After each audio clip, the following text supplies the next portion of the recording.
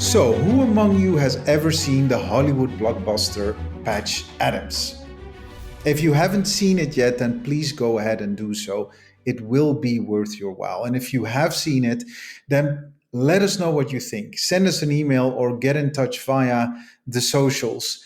I'd be very interested to hear your opinion. Now, the movie starring Robin Williams as Dr. Patch Adams has moved millions and millions in this world and ignited a movement of clini-clowns to bring more joy and laughter to the very serious world of hospitals and healthcare. Now, there's the movie on one hand, but I can assure you that the actual person on which the entire movie is based is even more impactful and impressive. I really loved this interview with the real Dr. Patch Adams, as he literally took this conversation everywhere. What stayed with me was his undying optimism and his unbreakable resolution never to have a bad day in his life. And I'm trying to make that my mantra now as well. Make sure you live every day to the fullest and never have a bad day.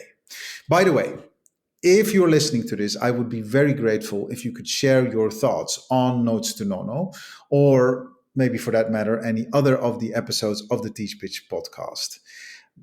If you're enjoying it, or perhaps the opposite, maybe you absolutely hate it, then we would want to know. So please leave us a rating or a review. It really helps us to grow this series and allows other people to find out about it as well.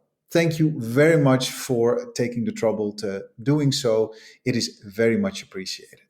Without further ado, please enjoy Notes to Nono 6, Never Have a Bad Day with Dr. Patch Adams. I grew up in a military family, 54 to 61. My father was stationed in Germany, and I was a strange child. I was not a manly man. I never did sports. And I think of myself as a joyful coward. And my father died when I was 16, and we moved to my mother's state of Virginia in 61. And I remember when my life changed forever in a public park at a public drinking fountain, where I saw the sign that said whites only. And I realized my country was fake and religion was fake, and that people could hate for color. It was inconceivable to me that one had a small enough brain to hate for color. So at 17, I had 3 mental hospitalizations. I didn't want to live in a world of violence and injustice. I hated the antidepressants and what they did to my mind.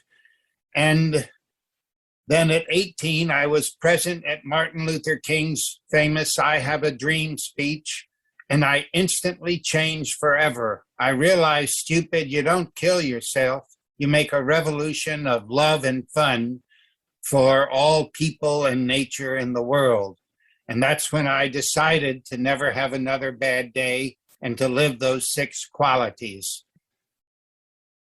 When we stopped seeing patients full time, which was about 1983 or 4, very shortly, I was feeling an emptiness in my life for not doing work with patients. And so I did 2 things. I told all my audiences, and I've talked to 40 million people all over the world, and I said, I answer all my mail. So I've written over 500,000 letters, and I'm caught up. Wow. And the other thing I decided to do was to start clown trips, and we've led over 300 clown trips for about 35 years to the countries you mentioned, 5 times into war. We have seen a lot of hell. I've taken ages 3 to 92 on clown trips. Wow. And it never require any experience clowning, just a crazy costume. First off, I only wear clown clothes. So I'm clowning every day, wherever I am. When I go on a clown trip and take other people, we are scheduled, hospitals, orphanages, prisons, nursing homes, 2 to 3 a day. Okay. And we drive up and go nuts. My longest hug was 12 hours. Oh, 12 hours. And so Often if I'm clowning by myself on a lecture tour, I say, please take me to the patients that are suffering the most. Mm. Not necessarily because I think I can do something, but because I want to be there to see what can happen. Mm-hmm. And I wear a chicken on my head. I'm carrying a fish. I look like a fruitcake. Mm. And I've taken both my sons on these trips, and the movie made me well known. And so it was very easy to set up a clown trip somewhere and go. The movie made over $2 billion, promised to build us and gave us nothing. Mm. But the truth is about 90% of the promised donations never happen. So we keep a sense of humor and are making the world our Gesundheit Institute. Yeah. Were there any positives that came out of the movie to your idea? Well, hugely. Okay. I mean, Robin Williams alone was a great positive force. I lived with him for 12 days and we had a great time. Yeah. And so many people loved and were moved by the movie. So many people have written me to ask medical questions. So yeah. It's been a great distributor of information on love and service and play and fun. Yeah, so there's definitely also an upside to that. I could see in medical school that doctors were arrogant. They were mostly males. The doctors were over nurses. Nurses were over nursing assistants and cleaning staff and all of that. I was trained to be a doctor in 7.8 minutes, and no one is that boring. I like 4 hours, both to create a relationship, not charge any money for it, and really explore who this person is. Mm-hmm. And to show them and shock them that they're seeing that I'm giving them 4 hours and that it was free. Mm-hmm. And that I was, if they were there for mental illness, I was critical of what they got, that I didn't have any mental illnesses or medications for it. Mm-hmm.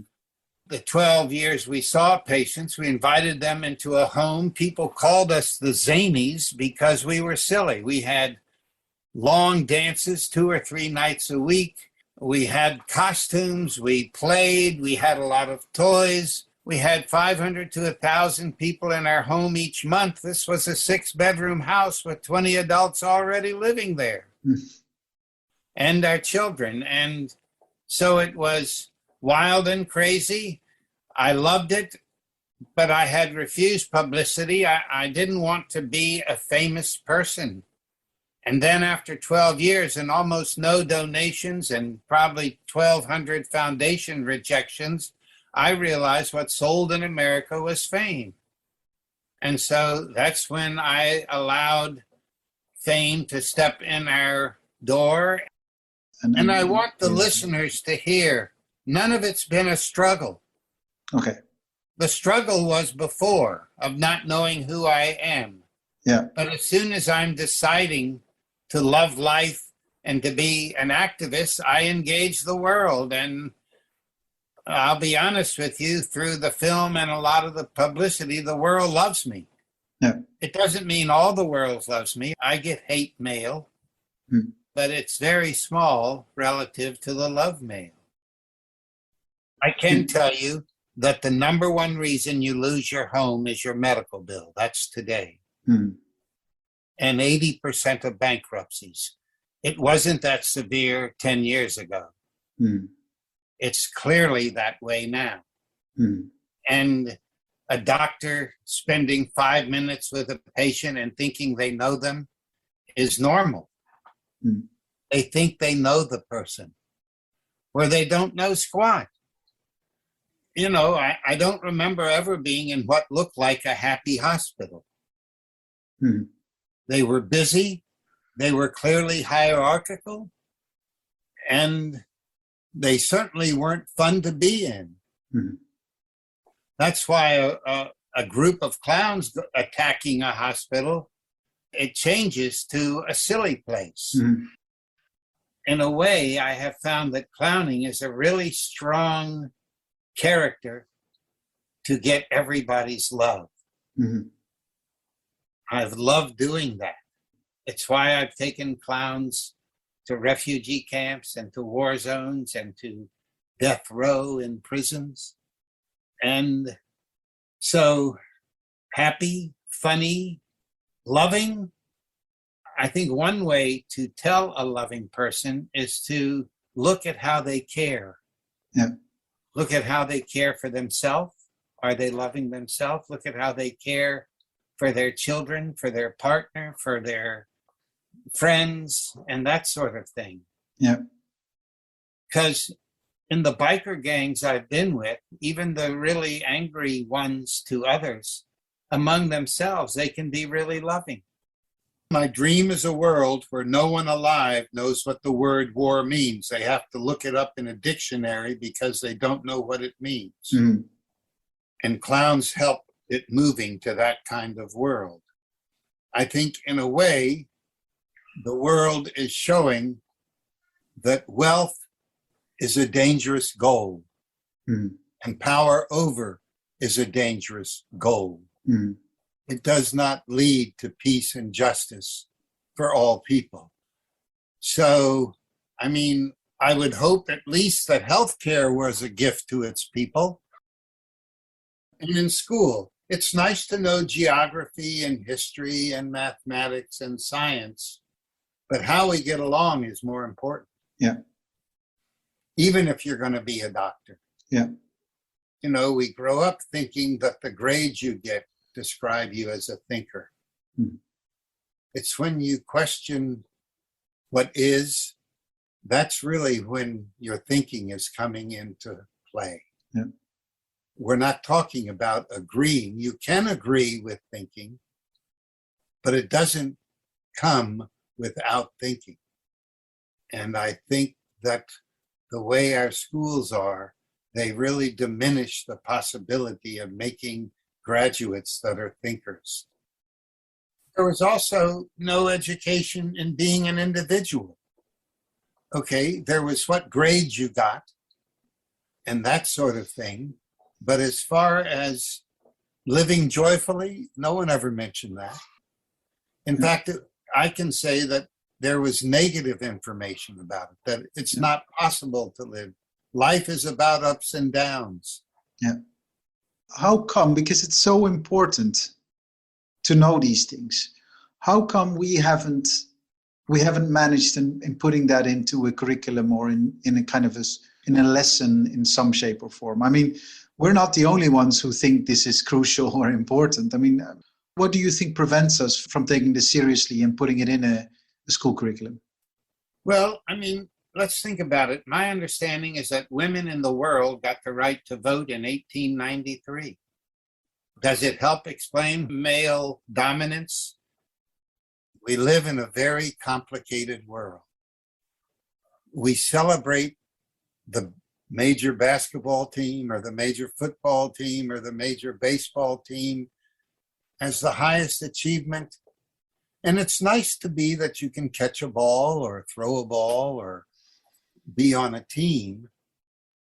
But the idea that a ball player makes more money than a school teacher in a sadistic way is funny because the teacher is really important. The baseball team is something to do with your time. Mm-hmm. And because of the salaries of the players and the salaries of the winners, it's become placed as a major accomplishment. Mm-hmm. When an accomplishment is raising a couple of children. Mm-hmm. That's an accomplishment. Mm-hmm. Or having a loving marriage.